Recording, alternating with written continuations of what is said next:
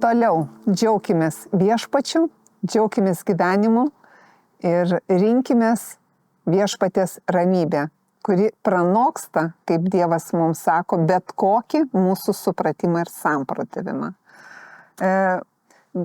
Norėčiau šiandien pradėti malda, nes vieniem gal vienaip atrodo malda, kitiem kitaip, bet būtent malda asmeniniam suvokime Dievo pažinimo yra taip stipru mano supratimu.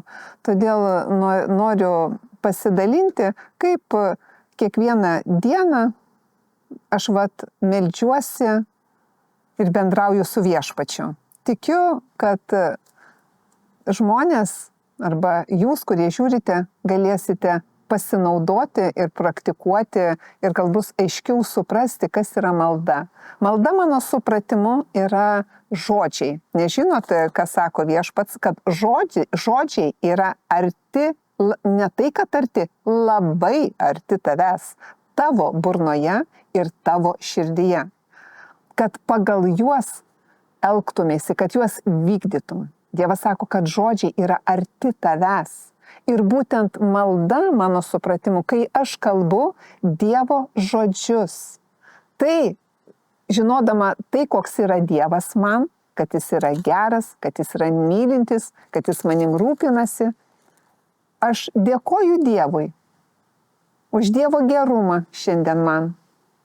Ir žinau, kad mano žodžiai negrįžta tušti, bet kai aš meldžiuosi, tai reiškia, besąlygiškai bendrauju su Dievu, Dievas dalyvauja tame. Dievas, tas, kuris sukūrė žemę ir dangų, jis dabar kalba su manim, jis girdi tai, ką aš jam sakau. Ir aš sakau, ačiū tau Dieve už šitą dieną. Ačiū tau viešpate, kad tu pats pirmas mane išsirinkai, kad tu pakvietei mane vardu. Viešpate, ačiū tau. Aš geriuosi tavim, aš džiaugiuosi tavim viešpate. Tu esi geras mano gyvenimo prižiūrėtojas, geras mano artimųjų prižiūrėtojas. Viešpate, ačiū tau. Ačiū tau viešpate, kad tu išgydei visas mano ligas ir paėmei visas mano kaltes.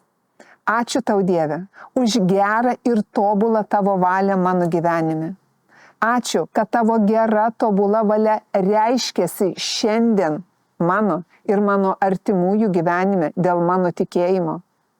Ačiū tau viešpate, kad duonos kasdieninės tu man šiandien duodi ir laimini mano rankų darbus, nes tu pats taip sakai, kad tu laimini visus mano rankų darbus, jei aš bendrauju su tavim, glaudžiuosi prie tavęs, vertinu ir branginu tave viešpate.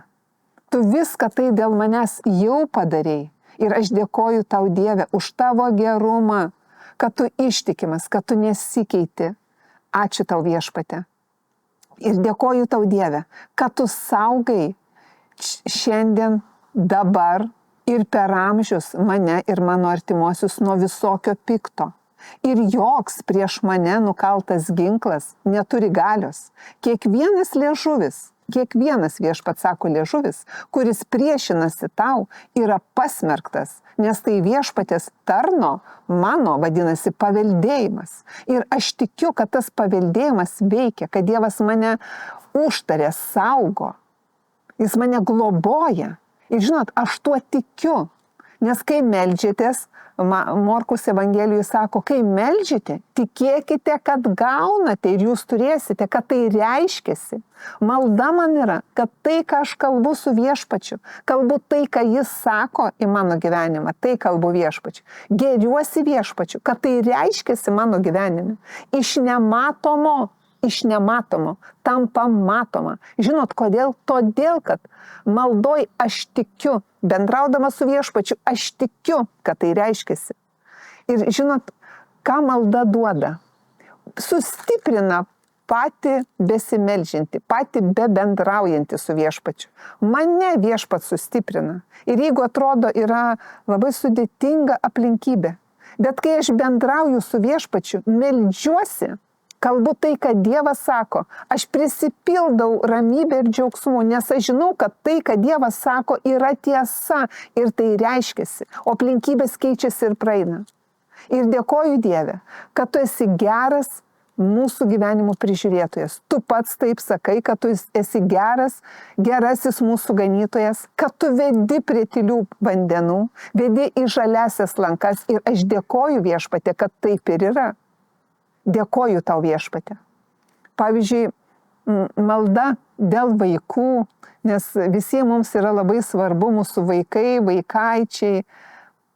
Yra nuostabi malda, bendravimas su Viešpačiu, kalbėti, kad palaimintas žmogus, palaiminti mano vaikai, kurie nesielgia, kaip patarė bedieviai, nesėdi su apjuokėjais, bet mąsto Viešpatį apie tavo žodžius dieną ir naktį, kad jie yra mano vaikai ir vaikaičiai, kaip medžiai prie upių pasodinti, jų lapai nevysta ir ką jie bedarytų, jie klesti ir jiems sekasi.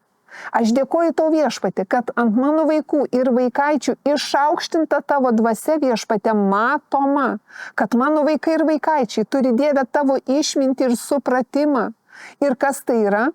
Kad Dievo žodžiai yra labai arti manęs, mano burnoje ir mano širdyje.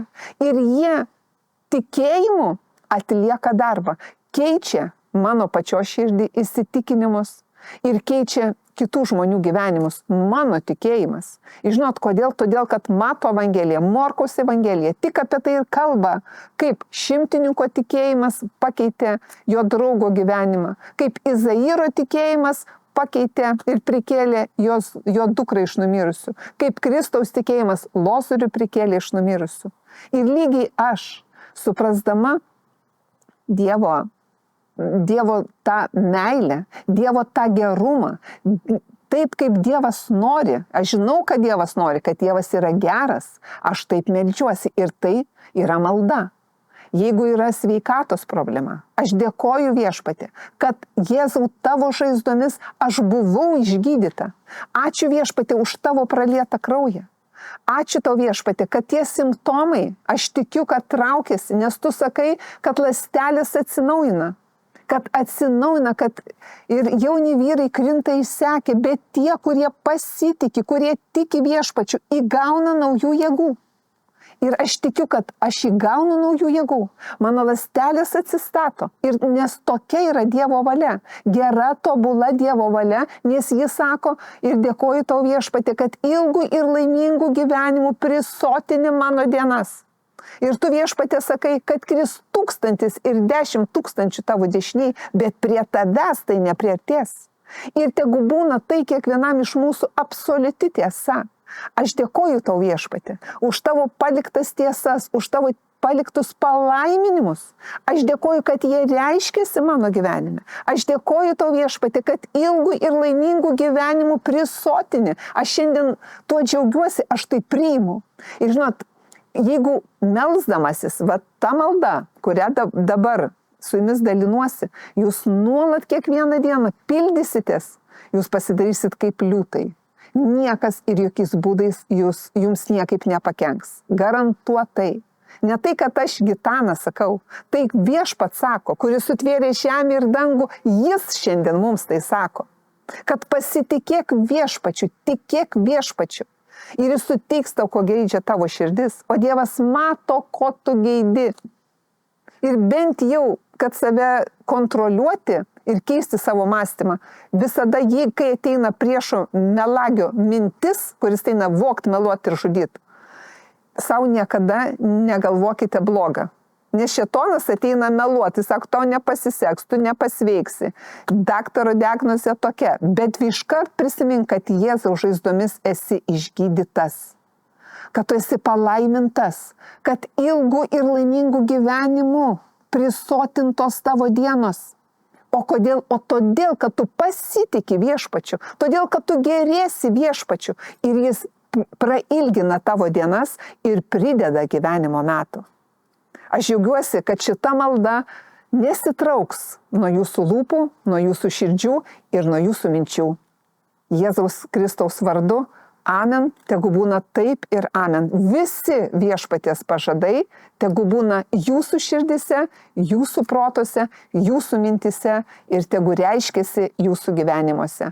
Jėzaus Kristaus vardu, amen. Iki.